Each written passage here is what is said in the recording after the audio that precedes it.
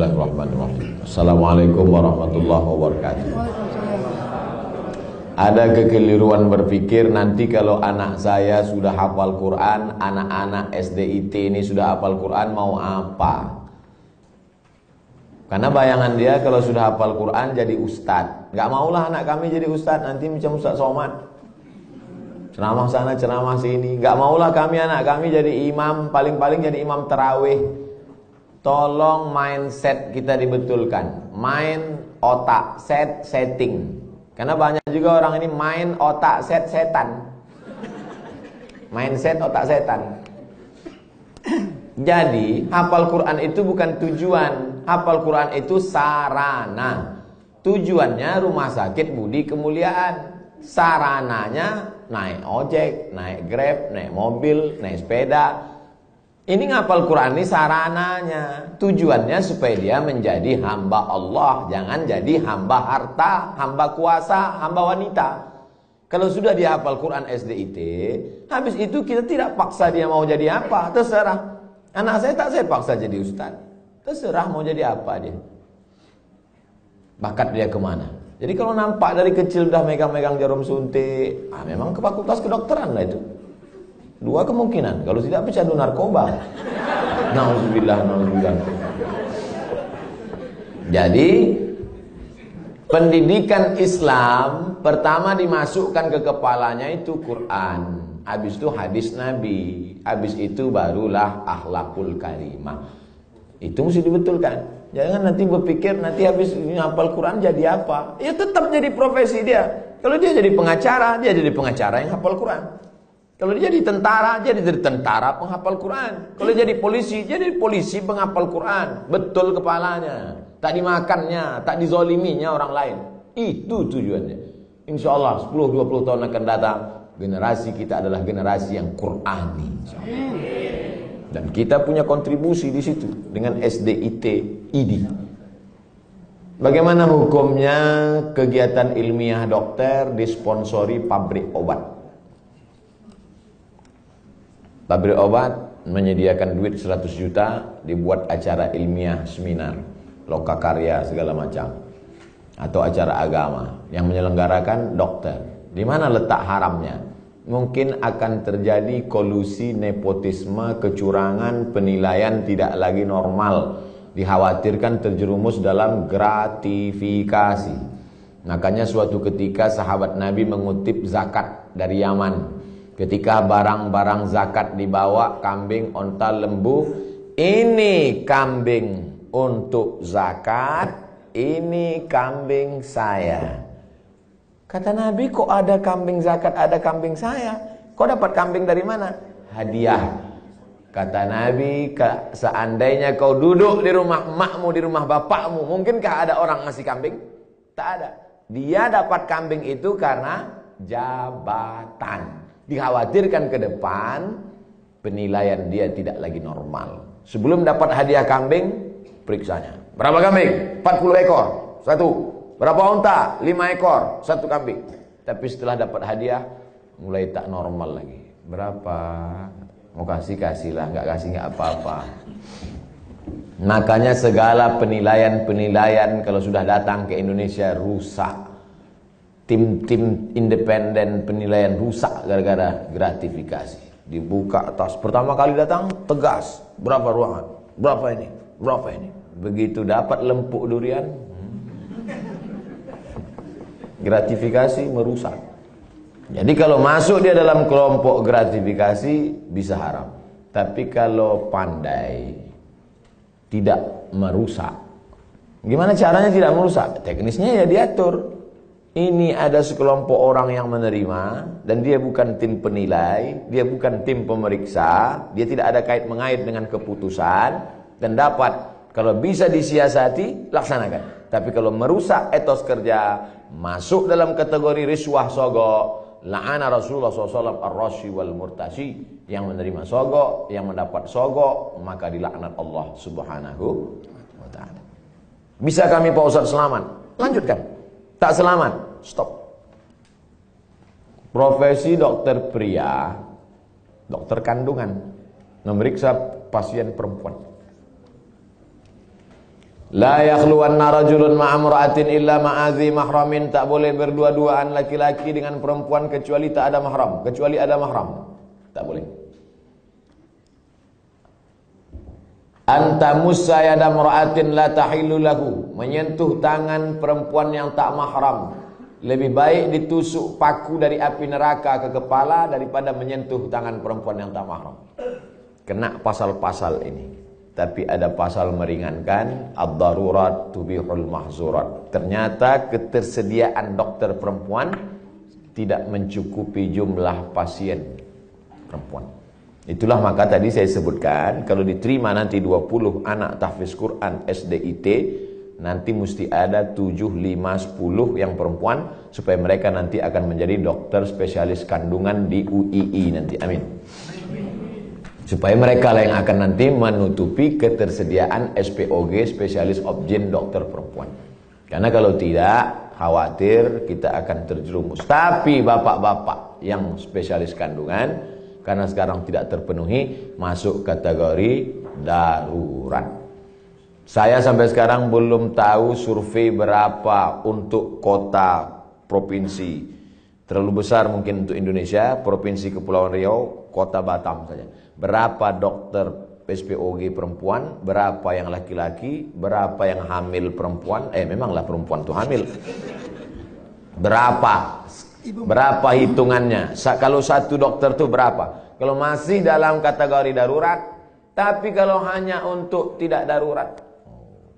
Ustadz dulu anak Ustadz Mizyan Hazik Abdillah, dokternya laki-laki atau perempuan? Perempuan. Dokter Sri namanya. Di depan UIN Suskairiau, Jalan Pelajar, dokter perempuan.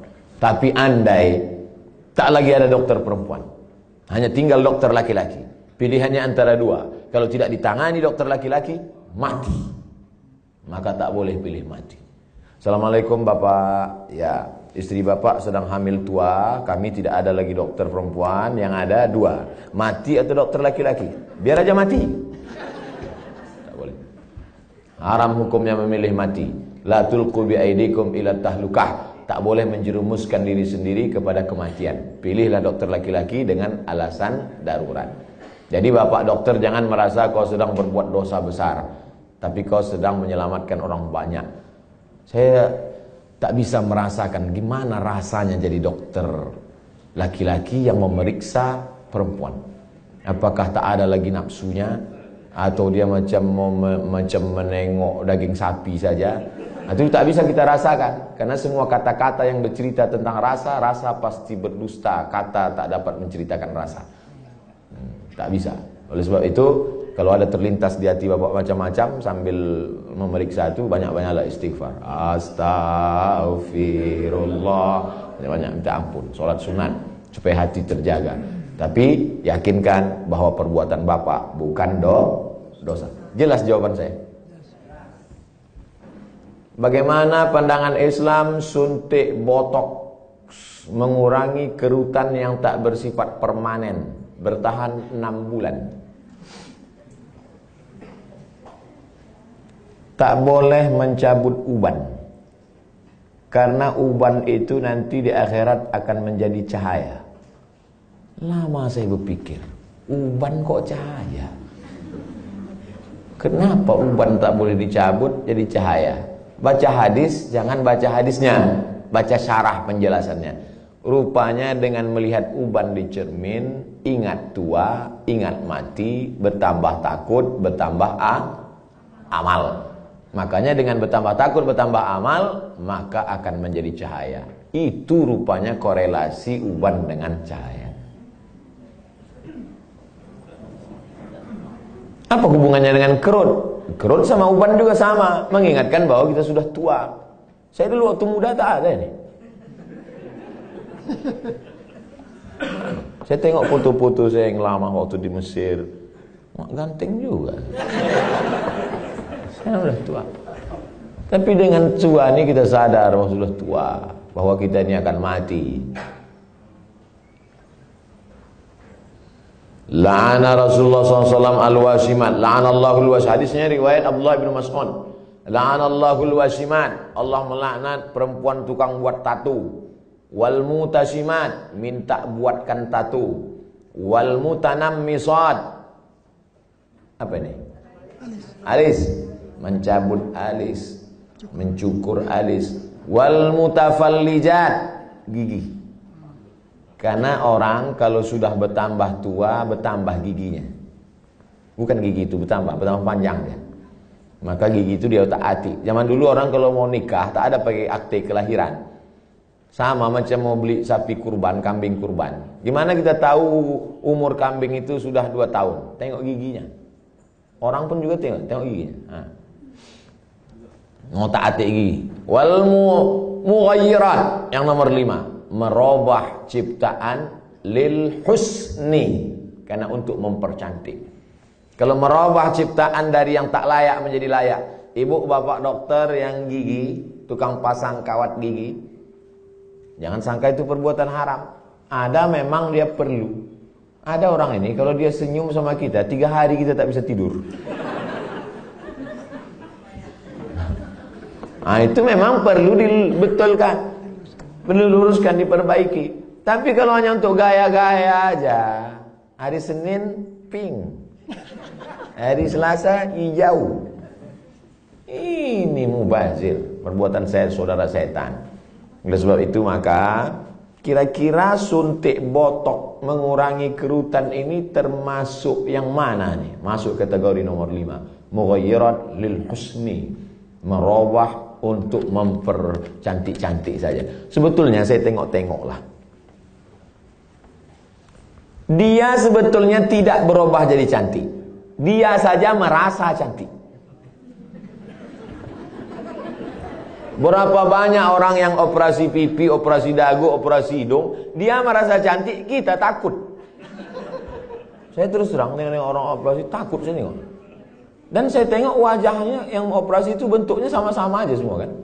Sama macam bencong. Hidung panjang, dagu panjang, panjangnya tak tentu arah pula. Rupanya silikon itu tidak bisa berinteraksi dengan darah. Akhirnya membusuk. Busuklah darah di hidung ini. Kata dokter, ini mesti dipotong. Dipotong hidung ini. Alhamdulillah ada terapi lintah. Akhirnya digantungkanlah lintah. Digantungkanlah lintah di sini. Untuk menyedot nanah tadi. Biasanya kalau kulit kita digantungkan lintah, itu 1 hari lintah itu bisa tahan nyaman. Tapi pas ditempelkan ke hidung, asal tempel jatuh. Asal tempel jatuh, kata lintah. Lintah pun tak mau. Terapi lintah. Bayangkan itu lintah. Yang mau lintah darat aja yang mau. Saking kan busuknya hidung yang gara-gara silikon tadi. Wala udhillannahum, aku sesatkan mereka, kata setan. Setelah sesat, wala umanniyannahum, aku buat mereka berhalusinasi, berimajinasi. Apa kata setan? Kau cantik, kau cantik, kau cantik, kau cantik, kau cantik, kau cantik, kau cantik. Dia saja merasa cantik. Orang merasa ngeri. Hai yang asik dibuat setan operasi, sesungguhnya kau saja yang merasa cantik, sesungguhnya orang merasa ngeri. Tapi orang nggak jujur. Gimana Jeng? Aku kelihatan cantik nggak? Wow, amazing. Padahal dalam hatinya macam hantu aku tengok.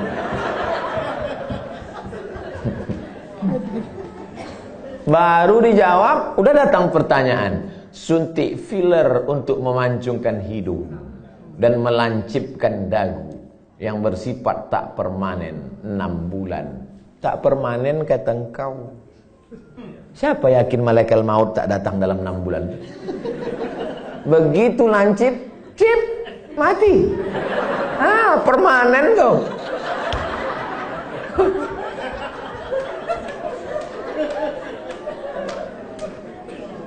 Kau cantik bukan karena dagu kau lancip. Kau cantik bukan karena hidung kau panjang. Kau cantik karena bekas air wudhu. Kau cantik karena habis baca Quran.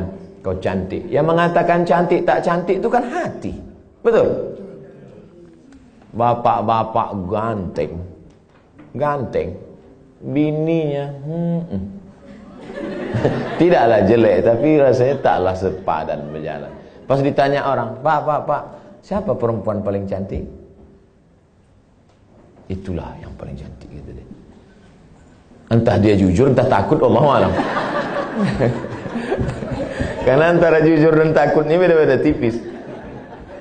Tapi yang jelas kata dia, cantik itu membuat cinta atau cinta itu membuat cantik?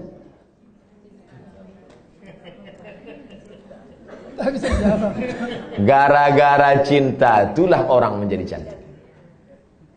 Karena kalau cantik itu relatif. Gara-gara cinta itulah orang menjadi cantik. Dan cinta itu letaknya di hati. Kalau sudah ibu sentuh hati bapak itu, tak perlu dagu ibu lancip. Macam dagu kambing pun cantik ibu tengok. Kalau dipeturutkan ini, oh makin tua makin berkerut, tambah lagi. Makin tua makin turun. Dia bertahan paling cuma 2 bulan, 6 bulan tahan. Habis itu hidung turun, dagu turun. Tinggal mencari sapu lidi aja lagi. Nenek sihir.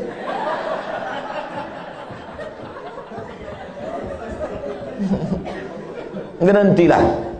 Berhenti. Usah dipeturutkan ajakan setan ini. Kalau perbuatan itu haram, maka yang melakukannya pun ikut haram. Orang yang memberikan fasilitasnya pun ikut haram. Maka terjerumus dalam perbuatan haram kolektif. Saya kan cuma jual khamar. Saya nggak ada ngajak dia minum khamar. Saya cuma jual aja Pak Ustadz. Penjualnya ikut kena, pembawanya ikut kena. Khamar itu 6 ikut kena. Penjualnya, pembelinya, yang menuangkannya ikut semua. Supirnya ikut kena. Security-nya ikut kena. Tarik benang untuk meniruskan pipi, bertahan setahun, masuk pasal 5 semua. Jadi Islam itu unik hebatnya, dia tidak menyebutkan 1, 2, 3, tapi menyebutkan secara umum dan terkait. Mukjizat ini Nabi disebut punya jawami'ul kalim. Kalimatnya singkat tapi makna padat sampai hari ini bermakna. Apapun namanya, yang merubah ciptaan Allah bukan karena darurat, bukan karena tak layak. Merubah yang tak normal menjadi normal boleh. Yang sudah normal dia taati menjadi abnormal. Nauzubillah. Bapak mesti siap menerima bunga yang layu. Karena tabiat bunga pasti layu, kecuali bunga plastik. Nah, itulah maka sekarang banyak perempuan yang mau jadi plastik. Dokter anak, sunat perempuan bagaimana hukumnya Pak Ustaz? Anak saya laki-laki, keponakan saya perempuan. Kata saya kepada adik saya, kau cari, kalau tak mau dokter di rumah sakit itu menyunat keponakan saya, cari bidan kampung yang mau menyunat. Karena saya berpegang pada mazhab Syafi'i. Ada mazhab yang mengatakan sunat tak perlu. Mazhab Hanafi, Maliki, Hambali mengatakan sunat bagi perempuan itu tidak wajib. Sedangkan saya berpegang pada mazhab Syafi'i mengatakan wajib. Adakah khitan sunat perempuan pada zaman Nabi? Ada. Nabi mengatakan kepada si perempuan itu, kau potong tapi jangan terlalu banyak. Maaf, na'udzubillah, hari ini bisa menyebabkan frigid dan lain sebagainya. Tapi rupanya manfaat lain dari memotong khitan pada perempuan itu adalah meminimalisir libido seksual. Begitu kata ulama-ulama dulu. Oleh sebab itu saya sampai hari ini tetap berpegang pada mazhab Syafi'i. Anak perempuan kalau tak mau dokter memotong karena takut bahkan bisa masuk HAM, hak asasi manusia, banyak saja pasal-pasal yang mereka lakukan. Sedangkan di zaman Nabi yang pakaian tertutup, makanannya bersih, tontonannya bersih. Apalagi zaman sekarang tontonannya maksiat, makanannya memicu libido seksual dengan berbagai macam cerita hubungan. Maka khitan amat sangat baik. Salah satu usaha meminimalisir. Bagaimana cara sebaiknya bagi dokter anak menasehati pihak ortu imunisasi bayinya sejak lahir? Dulu saya diundang oleh Kementerian Kesehatan Provinsi Riau. Videonya kan viral, coba cari. Sosialisasi suntik, imunisasi. Saya jelaskan di situ bahwa fatwa Majelis Ulama Indonesia beda antara bendanya ini halal atau memakainya yang mubah. Boleh. Nah, jadi ini dua fatwa nih. Bendanya tidak halal. Sampai sekarang tak ada fatwa MUI bahwa barang itu halal. Karena memang dia dibuat dari babi. Maka tak ada fatwa halal. Yang ada itu fatwa mubah, boleh menggunakannya karena alasan memilih dua mudarat yang teringan. Cacat, sakit, mati dengan babi. Kalau kita masuk ke hutan, pilihannya babi sama mati. Pilih mana? Pilih babi atau mati? Orang Batam pilih gonggong. Tak boleh pilih mati, pilih babi. Pergilah kita berdua ke dalam hutan. Tak ada makanan.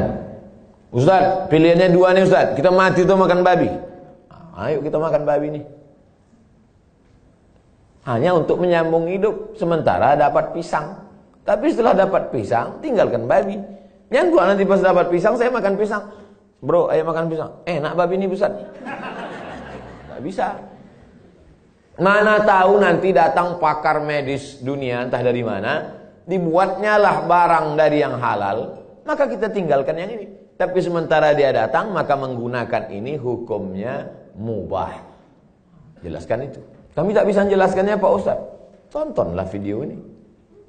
Potong. 1 menit tak sampai tadi. Masukkan ke Instagram. Tontonkan ke ibu tuh. Saya tak mau. Tonton ibu. Enggak mau, ini Ustaz radikal katanya. Kalian carilah Ustaz yang agak-agak lembut sedikit. Bagaimana cara dokter bisa lillahi ta'ala, bisa menghindari sifat riak, sombong, bila kita memiliki kelebihan keahlian dibandingkan dokter-dokter lain. Insya Allah nanti kalau sudah berdiri pas pembelian tanah pun, nanti pas ini soalnya yang saya cakapkan ini tak bisa pakai teori. Kita ID sudah survei dapat tanah 1 hektar di harganya 200 juta. Ini dokter yang sombong, yang riak, yang mobil mewah, kesini duluan bawakan proposal. Assalamualaikum Pak Dokter. Pak Dokter kan pasiennya banyak. Oh iya kata dia. Saya yang paling hebat di Batam ini kata dia. Rumah Pak Dokter kan paling bagus. Oh iya kata dia. Rumah saya yang paling mahal. Ini tanah nih 200. Aduh semua utang kata dia. Jadi kalau mau menghilangkan kesombongan, keangkuhan, nih pas praktek. Makanya nanti pas hari ulang tahun ID, peringatan hari besar ID, jalan-jalannya itu ke danau, ke bukit, ke mall, oke sudah itu udah. Jalan-jalan ke panti asuhan. Jalan-jalan. Tapi kalau kita sudah punya sendiri, maka tiap hari pertemuan dibawakan, tiap bulan datang, di grup ada terus. Belum bayar, ini anak 4. Maka insya Allah itu menghilangkan keangkuhan, kesombongan, keegoan, segala macam. Kita hanya berusaha. Ceramah ini ada baiknya. Tapi tiap hari ceramah, tak masuk ke kepala. Ada tingkat jemu, ada tingkat bosan. Ada orang bosan pada ceramah. Orang kalau terus muncul bosan. Desainer, koreografer, tukang desainer pakaian itu, yang laki-laki, itu muncul kebosanannya pada perempuan. Kan banyak yang melambai kan? Kalau ada orang bosan pada perempuan gara-gara sering menengok perempuan, itu desainer sama koreografer. Yang lebih mengerikan adalah bosan mendengar ceramah. Apalagi sampai tobat sama ustaz. Aku kalau sama ustaz ini tobat aku. Nah, itu alhamdulillah. Jadi makanya saya ingin mengatakan bervariasi. Ceramah oke, sebulan sekali, seminggu sekali. Tapi harus ada amal yang tidak teori tapi langsung praktek. Nah, maka saya selalu sama. Di mana-mana saya ceramah tak keluar dari 3. Islahut tarbiyah, perbaikan pendidikan. Islahul iktisad, perbaikan ekonomi. Islahul siyasah, perbaikan politik. Perbaikan politik, pilih anggota dewan yang peduli pada syariat Islam. Perbaikan ekonomi, belanjalah ke warung tetangga, bangkitkan ekonomi umat. Perbaikan pendidikan, masukkan anak-anak ke pondok pesantren. Yang punya duit banyak, beli tanah, dirikan sekolah. Karena sekolah yang ada sekarang belum mampu untuk menampung anak-anak kita. Apalagi anak-anak yang tak mampu. Daftar ulang 17 juta. Anak siapa yang bisa? Tak tertampung. Yang sekarang tidak mendapat pendidikan layak itu 10 tahun lagi, 3 tahun SMP, 3 tahun SMA, 4 tahun S1. Yang sekarang SMP cabut, mabuk, sakau, lem kambing, itu yang akan jadi anggota dewan tahun 2040. Satu-satunya jalan memperbaiki umat lewat pendidikan. Dan ID tidak hanya menyehatkan badannya, tapi juga menyehatkan generasi ke depan, insyaallah. Amin. Sudah aku sampaikan ya Allah. Kalau tak percaya juga ID nintahlah.